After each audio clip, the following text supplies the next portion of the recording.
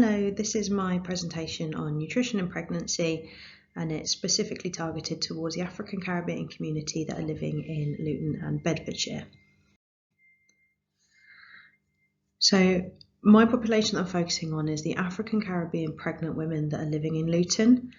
The African Caribbean population make up 8.8% of the population of Luton, and on a study in pregnant women who self-identify as Black, with a large proportion of those being African Caribbean, there's been many nutritional insufficiencies identified.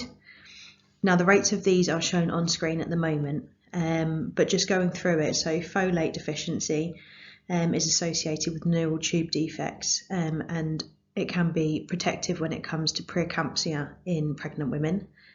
Iron as an insufficiency is associated with low birth weight babies and maternal anemia, which is in turn also associated with preeclampsia. Calcium is associated with bone health of both the mother and the fetus, and also can be protective against preeclampsia. Vitamin D plays a role in calcium absorption in pregnancy, and sufficient fibre can reduce constipation in pregnant women and the general population, and decreases late gestational weight gain in mothers, but also helps to reduce postpartum weight retention. And then in 2020, 137 low birth weight babies were born in Luton. These statistics come from Public Health England. This amounts for 4.7% of all babies that were born in Luton, which doesn't sound statistically significant, but is significantly higher than the national average, which is currently 2.9%.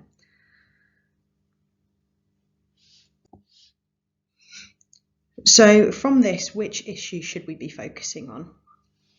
So the study did also look at a balance of macronutrients in the diet, and whether protein, carbohydrate and fat composition was adequate. However, the greater risk to babies comes from the micronutrient deficiencies, so that should be what we should focus on within the structured education programme. And as we know, fruits and vegetables are a source of micronutrients, and within this study 96.9% of the individuals weren't consuming enough fruit and vegetables. So from that, my structured education programme will be focusing on increasing fruit and vegetable intake throughout pregnancy and to try and minimise the risks shown from insufficiency. So from there, looking at the COM-B model of behaviour, so we're going to be considering this when it comes down to behaviour change. Individuals from the structured education programme will get the capacity to change their behaviour, following on from my session with the new knowledge, skills and resources that have been made available to them. They'll have the opportunity by receiving this information in a group setting, so they'll have the peer support of like-minded individuals around them, and they'll also receive a food record chart during the session, which will act as a tool to assist them in their monitoring of their behaviour and to plan to manage this behaviour going forwards. And then also within the session, potential health consequences will be discussed with them and can be reflected on as an act of motivation to change their behaviours. So just before we start to look at some techniques of how to change behaviour, there has been a study about changing behaviour in pregnancy and the facilitators to this, and this is aided in choosing the techniques that I'll be using within my structured education programme. And it discusses that during pregnancy, midwives increase the confidence of women in their abilities and support them to have power over their decisions in pregnancy. The midwives provide a sense of empowerment to pregnant individuals and give them the ability to make the decisions and have control over their own pregnancy. So from this, they're a great tool to use within these kind of programmes. The study also showed that psychosocial interventions are the most effective, so using self-supportive materials, motivational interviewing with the individuals in this programme, and receiving the advice from the midwives could also be beneficial.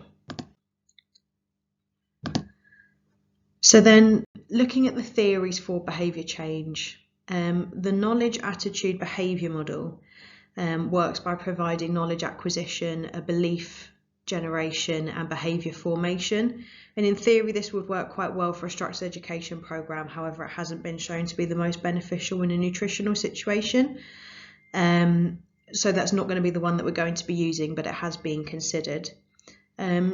So the theory that we'll be using is the health belief model, and this is based on health beliefs, the risks, susceptibility, severity, and the benefits from taking action.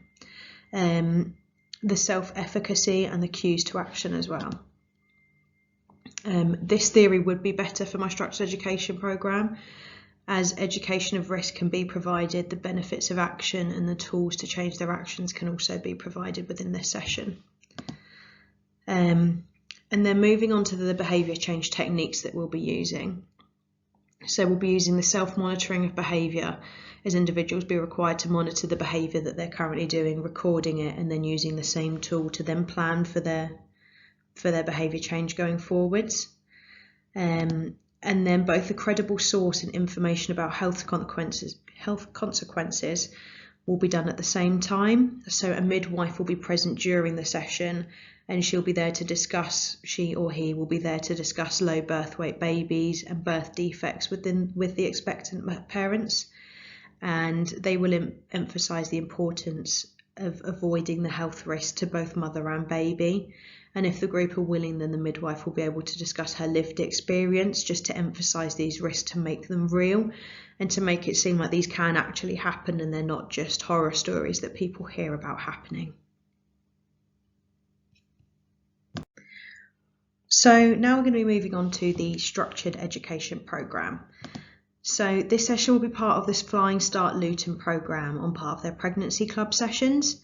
These sessions are held online on Zoom, which can allow for a greater number of participants and for anyone with any kind of travel issues to still have the ability to attend the sessions. They are 2-hour sessions and they're free to attend and to go to. However, a £1 donation is always greatly received by Flying Start, just to try and cover the costs of these sessions. So to begin with, at the start of the session, it will just be a general discussion around pregnancy.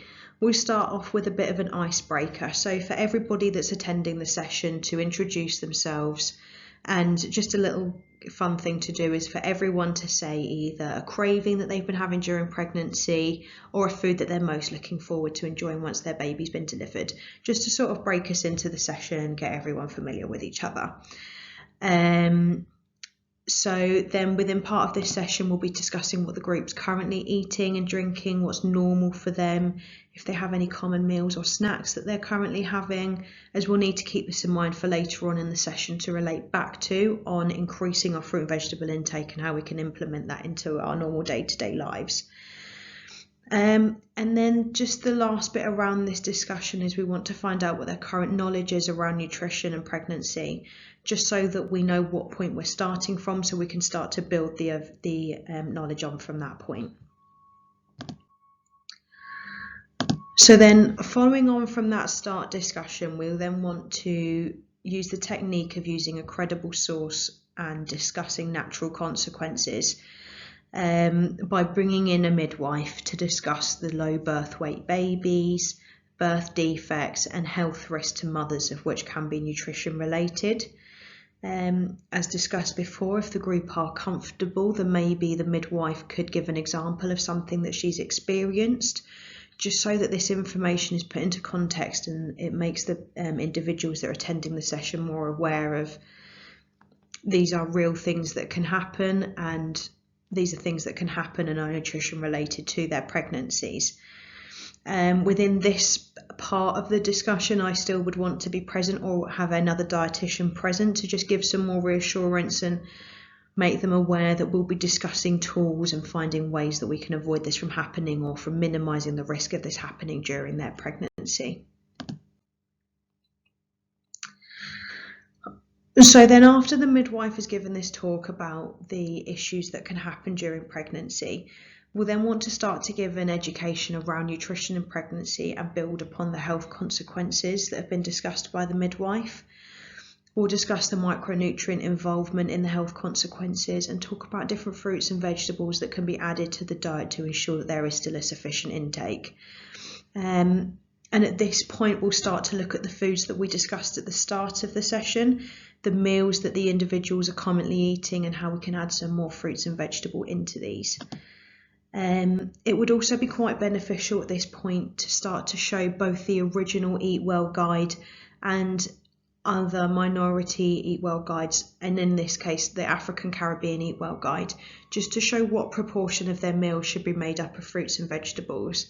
And it might also be beneficial for us to be showing a typical meal of something like a chicken stew with pap and greens, or jerk chicken salad with rice and peas, or something typically Western like a sausage mash and peas, just to evidence the different ways that these meals should be portioned out, and then to discuss how we can add some more fruit and vegetables to them. And as well, at this point, a leaflet will be given around basic nutrition in pregnancy, just for a supportive tool for them to be looking back on, so they can be aware of all the different food groups and just general healthy eating in pregnancy. And then we'll move on to the session about starting to increase those fruits and vegetables, and starting to introduce tools and facilitators to meeting this change, so to help them build on this. And we'll build on this from the previous part of the session.